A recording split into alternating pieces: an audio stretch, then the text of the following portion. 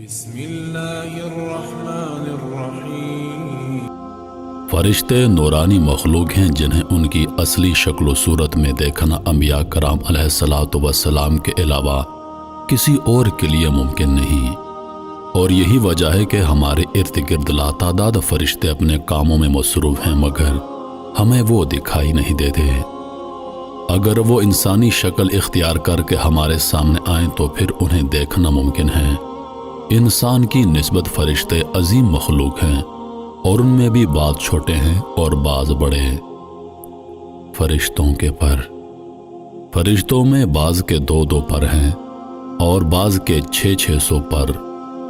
قرآن کریم میں اللہ پاک کا ارشاد پاک ہے، اللہ تعالیٰ ہی کے لیے تمام تعریفیں ہیں جو ابتدا آسمانوں اور زمین کا پیدا کرنے والا ہے، اور 2 3 4 پروں والے فرشتوں کا اپنا قاصد پیغمبر بنانے والا ہے۔ بعض روایات کے مطابق جبریل امین علیہ السلام کے 600 پر دیکھے گئے ہیں، اور ہر پر نے آسمان کو گھیر رکھا تھا۔ ان کے پروں سے مختلف رنگ اور قیمتی موتی بکھر رہے تھے۔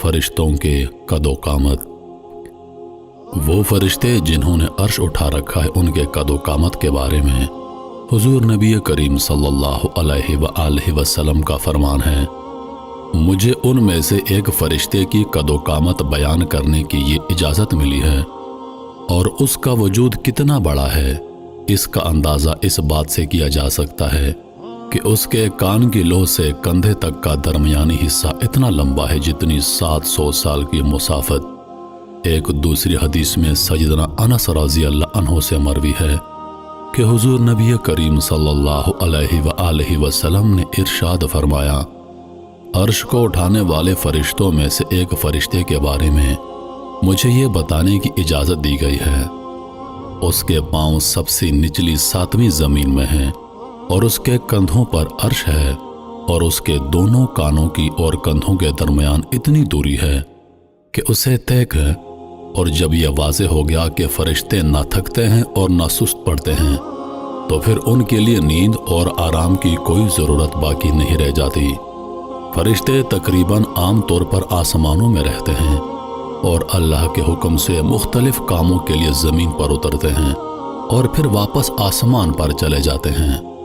قرآن مجید میں ایک اور مقام پر خود فرشتوں کی یہ بات مذکور ہے، ہم تیرے رب کے حکم کے بغیر نہیں اترتے۔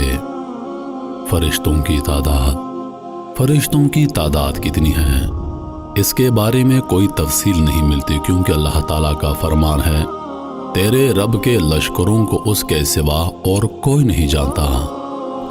بعض احادیث سے معلوم ہوتا ہے کہ فرشتوں کی تعداد بہت زیادہ ہے، بلکہ اندازہ ہوتا ہے کہ انسانوں اور جنوں سے بھی ان کی تعداد زیادہ ہے۔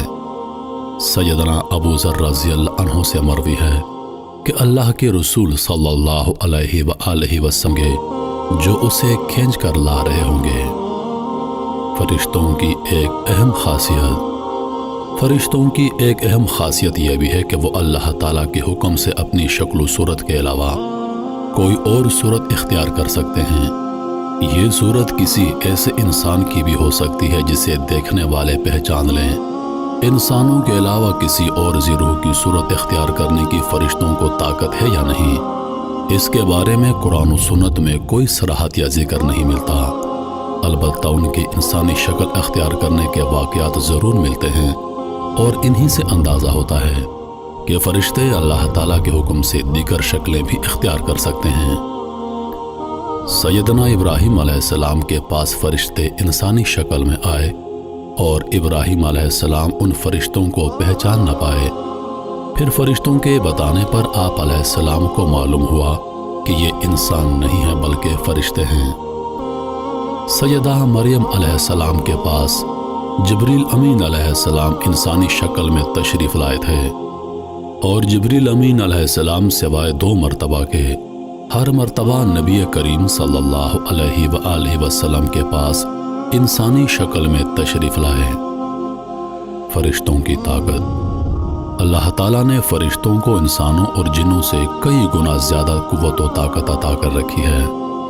حضور نبی کریم صلی اللہ علیہ وآلہ وسلم نے جب طائف کے مقام پر وہاں کے لوگوں کو اسلام کی دعوت پیش کی تو آپ علیہ السلام پر وہاں کے لوگوں نے ظلم و جبر کی انتہا کر دی اور حضور نبی کریم صلی اللہ علیہ وآلہ وسلم کو لہو لہان کر دیا۔ تو اس مقام پر سیدنا جبریل امین علیہ السلام تشریف لائے۔ انہوں نے آواز دی اور کہا کہ اللہ تعالیٰ حضور نبی کریم صلی اللہ علیہ وآلہ وسلم کے بارے میں آپ کی قوم کی باتیں سن چکا ہے، جو انہوں نے آپ کے خلاف اقدام کیا وہ بھی دیکھ چکا ہے۔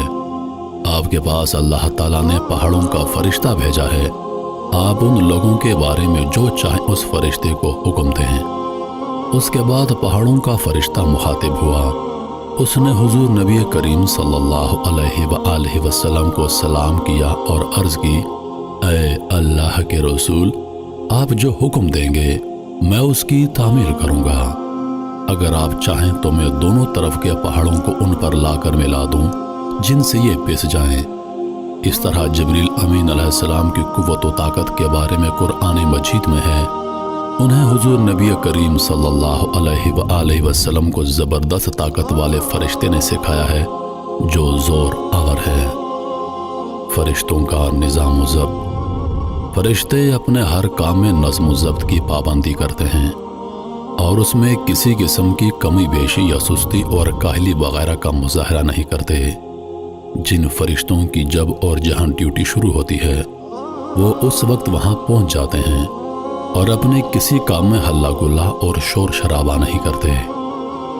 فرشتوں کی موت کا بیان۔ جس طرح انسانوں کی پیدائش اور موت کے مختلف مراحل ہوتے ہیں، فرشتوں کے لیے یہ مراحل نہیں ہیں، یعنی دنیا میں نئے زندہ ہو جائے گی جیسا کہ ارشاد باری تعالیٰ ہے، پھر دوبارہ سور پھونکا جائے گا، پس وہ سب کھڑے ہو کر دیکھنے لگ جائیں گے۔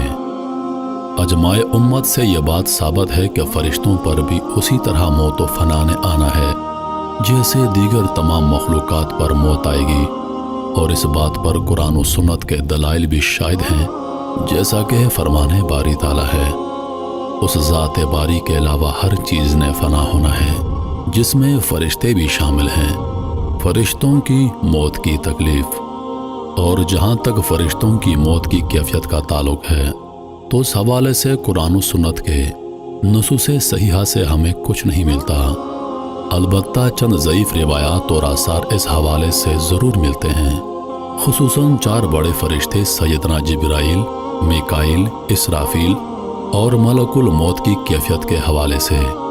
لیکن یہاں یہ بات اچھی طرح سمجھ لینا چاہیے کہ یہ مسئلہ غیبی معاملات سے تعلق رکھتا ہے اور غیبی امور سے متعلق کچھ بھی اس وقت تک بیان نہیں کیا جا سکتا جب ان فرشتوں کی ارواح کو ملک الموت ہی قبض کریں گے، اور ملک الموت بغیر کسی فرشتے کے روح کے قبض کیے فوت کیے جائیں گے۔